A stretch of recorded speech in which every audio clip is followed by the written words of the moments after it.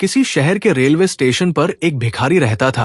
वो वहां आने जाने वाली रेलगाड़ियों में बैठे यात्रियों से भीख मांगकर अपना पेट भरता था।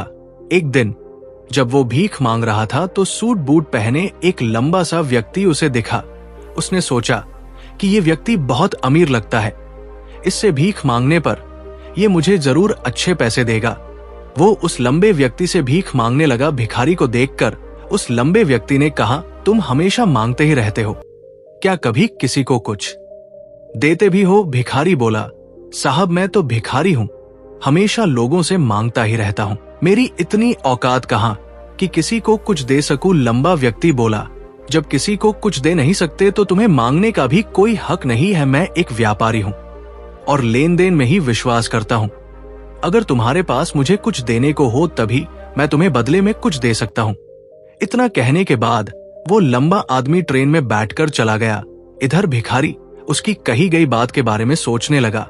उस लंबे व्यक्ति के द्वारा कही गई बात उस भिखारी के दिल में उतर गई। वो सोचने लगा कि शायद मुझे भीख में अधिक पैसा इसीलिए नहीं मिलता क्योंकि मैं उसके बदले में किसी को कुछ दे नहीं पाता हूं। लेकिन मैं तो भिखारी हूं, किसी को कुछ देने लायक भी नहीं हूं। लेकिन कब तक मैं लोगों को बिना कुछ दिए केवल मांगता ही रहूंगा? बहुत सोचने के बाद उस भिखारी ने निर्णय किया कि जो भी व्यक्ति उसे भीख देगा उसके बदले में वह भी उस व्यक्ति को कुछ जरूर देगा। लेकिन अब उसके दिमाग में यह प्रश्न चल रहा था कि वो खुद भिखारी है तो भीख के बदले में वह दूसरों को क्या दे सकता है।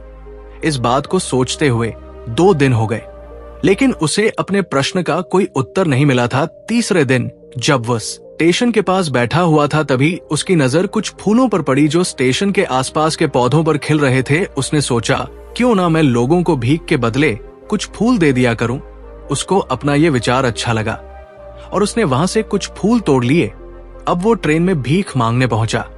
अब जब भी कोई उसे भीख देता तो उसके बदले में वो भीख देने वाले को कुछ फूल दे देता। उन फूलों को लोग खुश होकर अपने पास रख लेते थे। अब भिखारी रोज फूल तोड़ता और भीख के बदले में उन फूलों को लोगों में बांट देता था। कुछ ही दिनों में उसने महसूस किया कि अब उसे बहुत अधिक लोग भीख देने लगे हैं। वो स्टेशन के पास के सभी फूलों को तोड़ लाता था। जब तक उसके पास फूल रहते थे तब तक उसे बहुत से लोग भीख देते थे। लेकिन जब फूल बांटते बांटते खत्म हो जाते तो उसे भीख भी नहीं मिलती थी। अब रोज ऐसा ही चलता रहा। एक दिन जब वो भीख मांग रहा था तो उसने देखा कि वही लंबा व्यक्ति ट्रेन में बैठा है, जिसकी वजह से उसे भीख के बदले फूल देने की प्रेरणा मिली थी। वो तुरंत उस व्यक्ति के पास पहुंच गया और भीख मांगते हुए बोला, आज मेरे पास आपको देने के लिए कुछ फूल है, आप मुझे भीख दीजिए तो बदले में मैं आपको कुछ फूल दूंगा। उस लंबे व्यक्ति ने उसे भीख के रूप में कुछ पैसे दे दिए और भिखारी ने कुछ फूल उसे दे दिए। उस लंबे व्यक्ति को बात बहुत पसंद आई। वो बोला, वाह क्या बात है, आज तुम भी मेरी तरह एक व्यापारी बन गए हो। इतना कहकर फूल लेकर वो लंबा व्यक्ति अपने स्टेशन पर उतर गया। लेकिन उस लंबे व्यक्ति द्वारा कही गई बात एक बार फिर से उस भिखारी के दिल में उतर गई। वो बार बार उस लंबे व्यक्ति के द्वारा कही गई बात के बारे में सोचने लगा और बहुत खुश होने लगा। उसकी आंखें अब चमकने लगी। उसे लगने लगा कि अब उसके हाथ सफलता कि वो चाबी लग गई है जिसके द्वारा वह अपने जीवन को बदल सकता है। वो तुरंत ट्रेन से नीचे उतरा और उत्साहित होकर बहुत तेज आवाज में ऊपर आसमान की तरफ देखकर बोला, मैं भिखारी नहीं हूं, मैं तो एक व्यापारी हूं, मैं भी अमीर बन सकता हूं। लोगों ने उसे देखा तो सोचा कि शायद ये भिखारी पागल हो गया है और अगले दिन से वो भिखारी उस स्टेशन पर फिर कभी नहीं दिखा। लेकिन 6 महीने बाद इसी स्टेशन पर 2 व्यक्ति सूट बूट पहने हुए यात्रा कर रहे थे।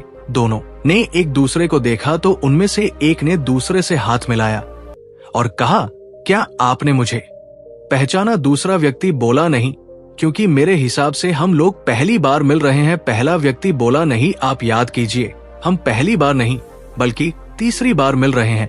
दूसरा व्यक्ति बोला, मुझे याद नहीं, वैसे हम पहले 2 बार कब मिले थे? अब पहला व्यक्ति मुस्कुराया और बोला, हम पहले भी 2 बार इसी ट्रेन में मिले थे। मैं वही भिखारी हूं जिसको आपने पहली मुलाकात में बताया कि मुझे जीवन में क्या करना चाहिए और दूसरी मुलाकात में बताया कि मैं वास्तव मैं कौन हूं? दूसरा व्यक्ति मुस्कुराया और अचंभित होते हुए बोला, ओ याद आया, तुम वही भिखारी हो जिसे मैंने एक बार भीख देने से मना कर दिया था और दूसरी बार मैंने तुमसे कुछ फूल खरीदे थे, लेकिन आज तुम ये सूट बूट में कहां जा रहे हो और आजकल क्या कर रहे हो? तब पहला व्यक्ति बोला, हाँ, मैं वही भिखारी हूं, लेकिन आज मैं फूलों का एक बहुत बड़ा व्यापारी हूं और इसी व्यापार के काम से ही दूसरे शहर जा रहा हूं। कुछ देर रुकने के बाद वह फिर बोला, आपने मुझे पहली मुलाकात में प्रकृति का वो नियम बताया था जिसके अनुसार हमें तभी कुछ मिलता है जब हम कुछ देते हैं। लेन देन का ये नियम वास्तव में काम करता है। मैंने ये बहुत अच्छी तरह महसूस किया है, लेकिन मैं खुद को हमेशा भिखारी समझता रहा। इससे ऊपर उठकर मैंने कभी सोचा ही नहीं। और जब आपसे मेरी दूसरी मुलाकात हुई तब आपने मुझे बताया कि मैं एक व्यापारी बन चुका हूं।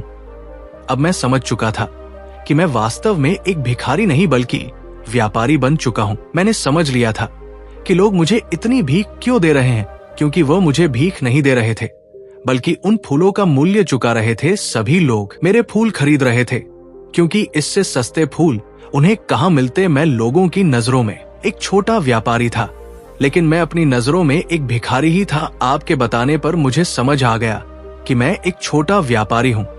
मैंने ट्रेन में फूल बांटने से जो पैसे इकट्ठे किए थे उनसे बहुत से फूल खरीदे और फूलों का व्यापारी बन गया। यहाँ के लोगों को फूल बहुत पसंद है और उनकी इसी पसंद ने मुझे आज फूलों का बहुत बड़ा व्यापारी बना दिया। दोनों व्यापारी अब खुश थे और स्टेशन आने पर साथ उतरे और अपने अपने व्यापार की बात करते हुए आगे बढ़ गए। दोस्तों, इस कहानी से हमें बहुत कुछ सीखने को मिलता है।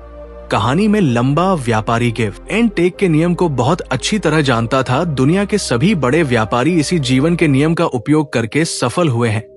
इस फार्मूले को उसने भिखारी को भी बताया। भिखारी ने इस प्राकृत नियम को अपना लिया और इसका असर उसके जीवन में साफ दिखाई देने लगा। उसने अपनी सोच बदली और उसकी जिंदगी बदल गई। ये कहानी हमें बताती है कि हम यदि अपनी सोच बदल ले तो कुछ भी हासिल किया जा सकता है। यदि हम खुद को छोटा समझते रहेंगे तो हम हमेशा छोटे ही बने रहेंगे। बड़ा बनने के लिए हमें अपनी सोच को बदलना होगा और खुद के बारे में बड़ा सोचना होगा। कहानी का सार यह है कि सफलता आपकी सोच में छुपी होती है। खुद का आत्मसम्मान जगाए, अपनी सोच को बड़ा बनाइए और देखिए कैसे आप सफलता के शिखर पर पहुंच जाते हैं।